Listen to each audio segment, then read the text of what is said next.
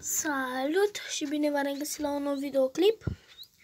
Astăzi este un videoclip mai special, fiindcă sunt cu tataia în baltă, am venit cu el să-l ajut la muncă aici și am fost cu oile.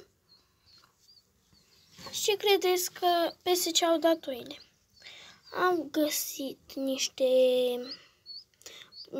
un cuib de fazan, făzănița stătea pe cuib și au dărâmat cuibul, 3 ouă au căzut, s-au spart, făzănița a plecat și 2 pui am găsit.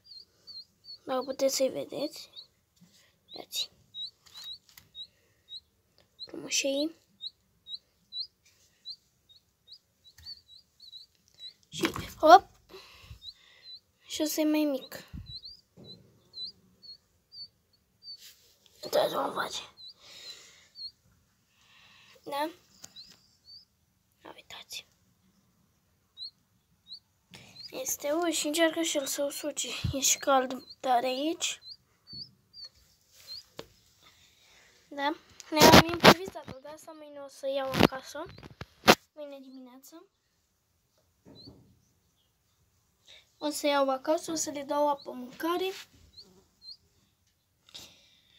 Da? Uitați. Să nu ziceți că vă mint.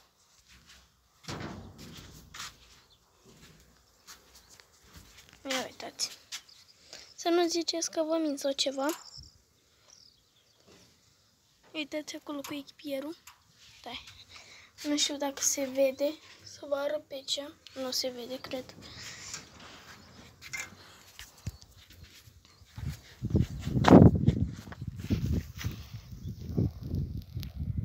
Pitic!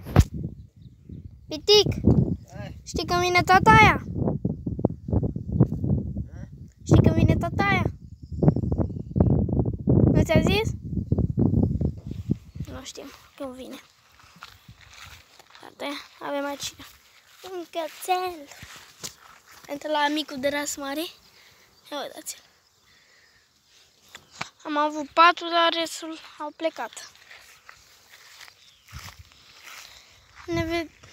O să ne vedem la un nou videoclip pe acest canal data viitoare.